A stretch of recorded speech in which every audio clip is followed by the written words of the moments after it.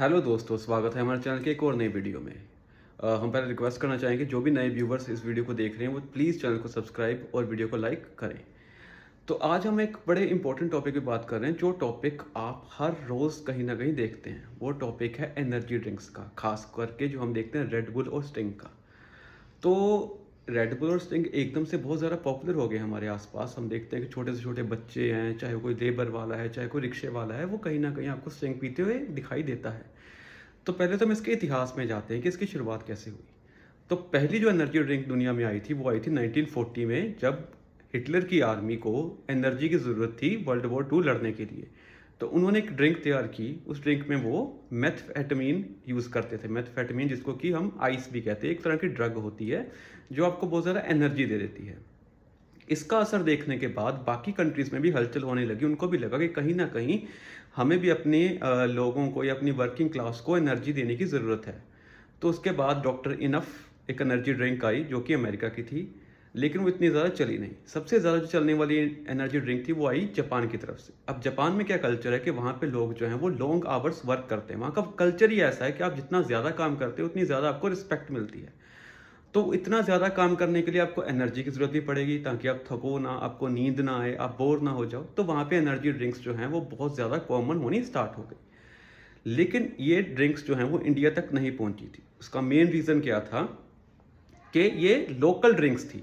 कोई world wide ऐसी drink नहीं आई थी कि जो हर कंट्री में कॉमन हो। उसके बाद क्या होता है कि एक डीट्रिक नाम का आदमी है, वो थाईलैंड जाता है किसी अपने बिजनेस को लेकर। वो कहीं जॉब कर रहा था, तो उसके लिए इसको थाईलैंड जाना पड़ता है। थाईलैंड में वो देखता है कि वहाँ के जितने भी जो रिक्शा पुलर हैं या जो लेबर करने वाले हैं वो एक ड्रिंक पी रहे हैं। वो ड्रिंक पीने के बाद उनके पास एकदम इंस्टेंट एनर्जी आती है। तो इस चीज़ ने उसको काफ़ी ज़्यादा अट्रैक्ट किया, इतना ज़्यादा अट्रैक्ट किया कि उसने अपनी चलती चलाई जॉब, जिससे अच्छी कमाई कर रहा था, उसको छोड़ के उसने इस पर रिसर्च करनी शुरू कर दी। उसने पूरा टाइम लगा के 2 साल लगा के रिसर्च किया। रिसर्च करने के बाद वो अपनी कंट्री वापस आ गया। वापस आने के बाद उसने एक ड्रिंक लॉन्च की जिसका नाम हम रेड बुल के नाम से जानते हैं।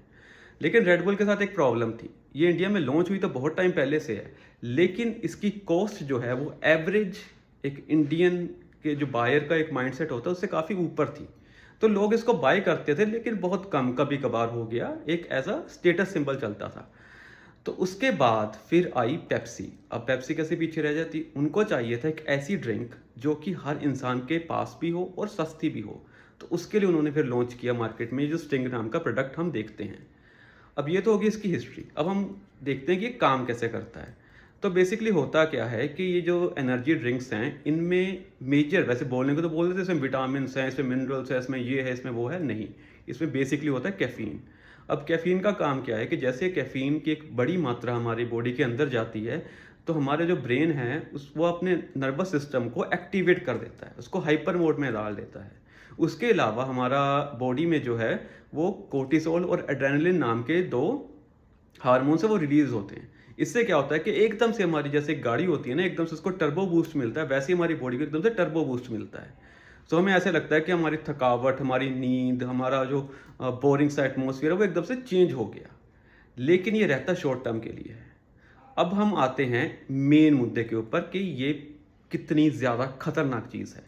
अब खतरनाक कैसी है, सबसे पहला जो इसका नुकसान होता है वो होता है आपके दिल के ऊपर। हाँ जी, वही दिल जिसको हम बहुत ज़्यादा संभाल के रखते हैं, जिसको हम टूटने नहीं देते, जिसके टूटने पर दुख लगता है, उसी दिल के ऊपर हम इतना ज़्यादा प्रेशर डालते हैं ना जब हम ये स्टिंग या रेड बुल जैसी एनर्जी ड्रिंक्स पीते हैं। इतने ज़्यादा केसेस हो चुके हैं कि लोगों ने रेड बुल का केन पिया और केन पीने के बाद उनको हार्ट अटैक आ गया, क्योंकि उनके दिल के ऊपर प्रेशर इतना ज़्यादा पड़ जाता है, उनकी जो दिल की धड़कन इतनी ज़्यादा इंक्रीज़ हो जाती है कि दिल उनको संभाल नहीं पाता और आखिरकार फट जाता है।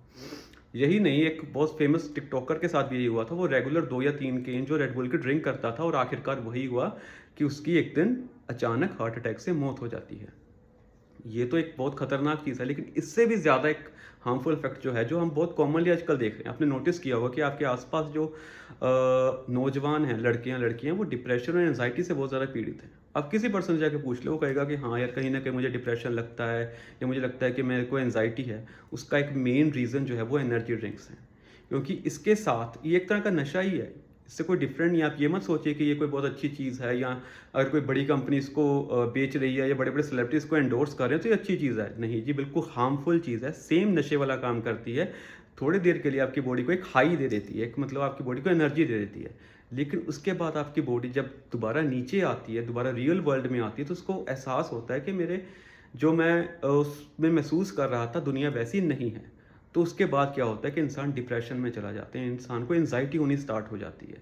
यही नहीं, आपकी किडनीज पे इम्पैक्ट, उसके अलावा आपको डिहाइड्रेशन होना। अब डिहाइड्रेशन का इससे क्या संबंध है? हम तो लिक्विड पी रहे हैं, तो डिहाइड्रेशन कैसे हो रही है? तो बेसिकली इसके साथ आपको बार बार वॉशरूम जाना पड़ता है। तो वॉशरूम जाने के कारण आपकी जो बॉडी के अंदर का जो वाटर लेवल है वो डिक्रीज होता जाता है और आखिरकार आपको डिहाइड्रेशन होती है। तो कुल मिला के कहें तो जितनी भी एनर्जी ड्रिंक्स हैं, चाहे कोई भी कंपनी है, चाहे कोई भी सेलिब्रिटी इसको सपोर्ट कर रहा है, इसको ना पिएं। ये बिना नुकसान आपको कोई एनर्जी नहीं देगी। ये हमेशा और हर स्टेप पे, हर सिप पे आपके लिए एक तरह से आपको नुकसान पहुंचा रही है। तो अपनी बॉडी को संभालिए, अपने आप को तंदुरुस्त रखिए, और बहुत तरीके अपने आप को एनर्जी देने के लिए पाठ पूजा कीजिए, मेडिटेशन कीजिए, पर इन चीज़ों से खुद भी और अपने बच्चों को दूर रखिए। ऐसी और वीडियोस देखने के लिए चैनल को सब्सक्राइब और वीडियो को लाइक ज़रूर कीजिएगा।